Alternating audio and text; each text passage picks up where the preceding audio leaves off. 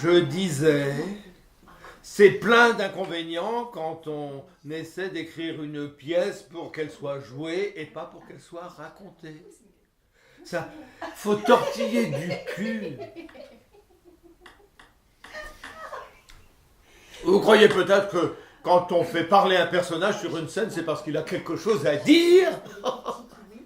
Oh douille! C'est parce qu'il faut d'abord que le public comprenne l'histoire. Et il est pas fin, le public, hein, tous des tarés. À propos, Janine, Poussin! tu te mets là et tu ouvres ton corsage. Poussin, on n'est pas le 14 juillet? Tu dis ça. C'est du Claudel. Quelque chose me dit que ça va refroidir notre ambiance chaleureuse et enthousiaste. 1948, l'annonce faite à Marie, acte 2, scène 3. Yolène, c'est une nunuche qui vient d'annoncer à son fiancé qu'elle a la lèpre.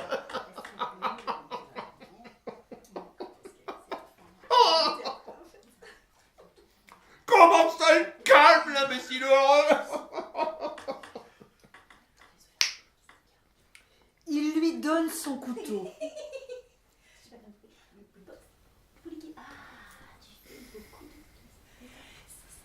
Elle fait une incision dans l'étoffe de lin sur son flanc, à la place qui est sur le cœur et sous le sein gauche.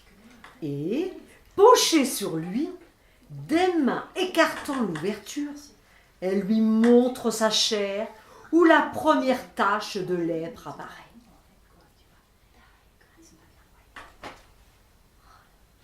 Jacques Uri, détournant un peu le visage. Donnez-moi le couteau.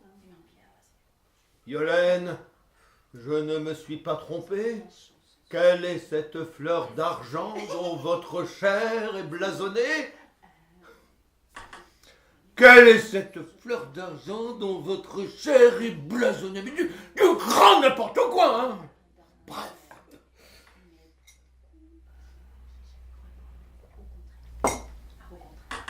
Pourquoi croyez-vous que Claudel fait dire ça à Jacques Uri? Peut-être parce qu'il ne peut pas en croire ses yeux, le pauvre lapin. C'est pas à toi que je cause. C'est parce que Claudel ne pouvait pas écrire. Figurez-vous que Violaine vient d'attraper la lèpre et elle montre la première tâche à Jacques Uri. Parce que ça serait un récit. Ça serait raconté au théâtre. Il faut que ce soit joué. Il aurait pu écrire aussi. Mon chéri, genre j'ai un aveu à te faire. J'ai la lèpre. Il faut que le mariage soit annulé. Ça serait un peu plat pour du Claudel. Il aurait pu aussi se contenter de montrer la lèpre sous son sein, mais de là où vous êtes, vous avez vu quelque chose, vous?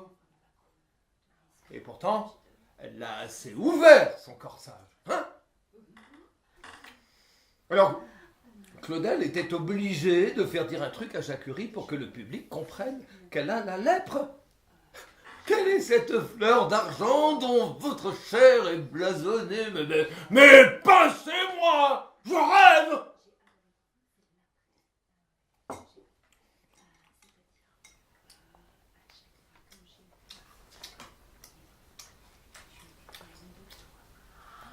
Poussin, Tu vois pas que je cause? est-ce que je peux reboutonner mon corsage? Tu peux disposer.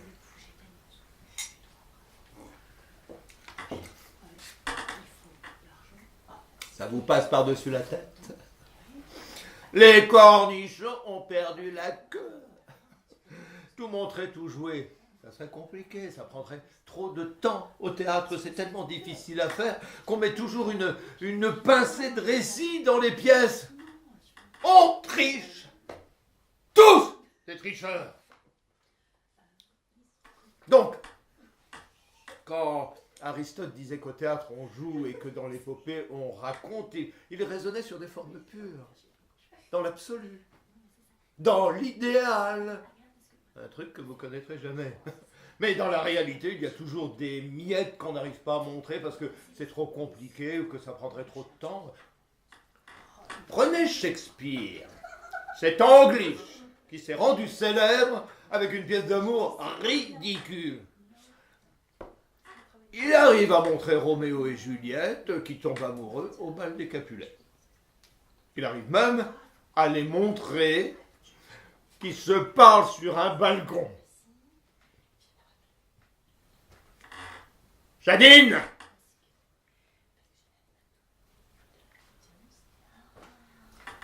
Monte sur le balcon.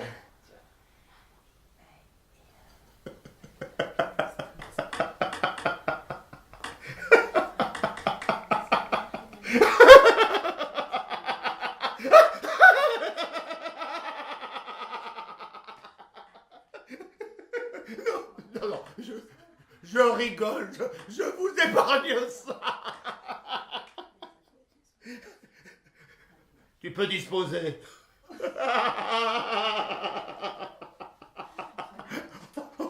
On se passera de la scène de Jadine au balcon.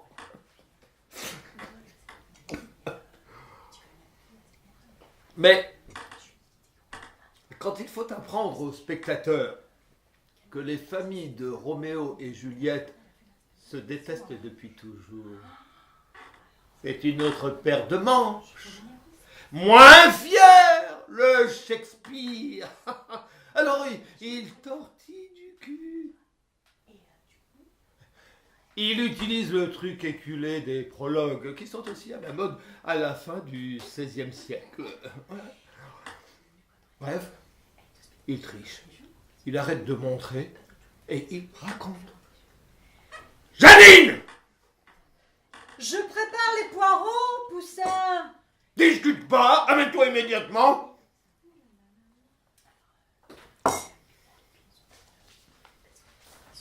Et lis ça.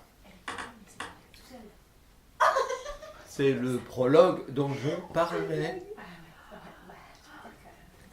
Two of the bold, but alike in dignity, in fair Verona, where we lay housen, from ancient grudge break to new minuity, where civil blood makes civil ban unclean. En français!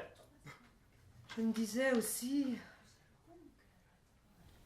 deux familles égales en noblesse, dans la belle Vérone où nous plaçons notre scène, sont d'entraîner par d'anciennes rancunes à des rixes nouvelles, où le sang des citoyens souille les mains des citoyens, des entrailles prédestinées de ces deux ennemis.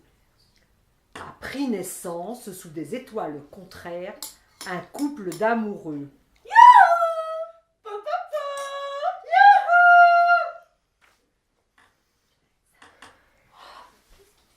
Prenons un cas extrême, La Tempête, qui est peut-être la dernière pièce de Shakespeare. Bon, comme il n'est pas nul, il arrive à nous montrer une tempête sur scène. Ça commence fort, mais après, il faut que le public sache qu'il y a eu un complot compliqué qui s'est passé 12 ans avant, et qu'il y avait un génie de l'air coincé dans un pain par une sorcière sur une île magique. Allez donc montrer tout ça. Faudrait des heures. Alors, Shakespeare décide de tricher et de faire raconter par un personnage ces événements passés. Il crée une scène longue comme un jour de pluie, où le magicien Prospero explique à sa fille Miranda plein de trucs que Shakespeare ne peut pas montrer. Il a été trahi par son frère, il a été détrôné, exilé loin de Milan, sur une île magique. Ça tortille du cul, que ça me donnerait envie de vomir.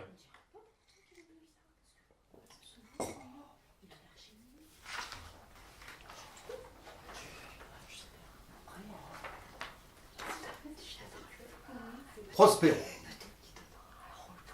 Une armée félonne est donc levée, et au profond d'une nuit funeste, c'est Antonio qui ouvre les portes de Milan. Puis, au plus épais des ténèbres, les agents du crime nous emportent tous deux. Et tu étais en larmes, Miranda. Hélas, je ne me rappelle plus mes larmes, mais je suis prête à pleurer de nouveau. Tout ceci déchire mes yeux. Mais pourquoi ne nous ont-ils pas tués cette nuit-là?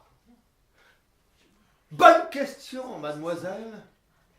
Ils n'osèrent pas. Mon peuple m'aimait trop. Ils nous précipitèrent dans une barque qui nous éloigna quelques lieues en mer. Là, ils avaient préparé un vieux rafio, une épave pourrie sans mât ni voilure. Les rats eux-mêmes l'avaient quitté.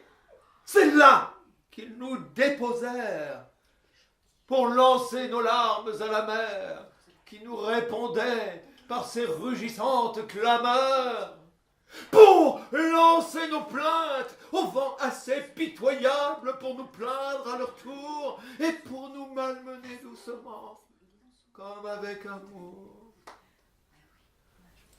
Et avec le génie de l'air, c'est la même chose.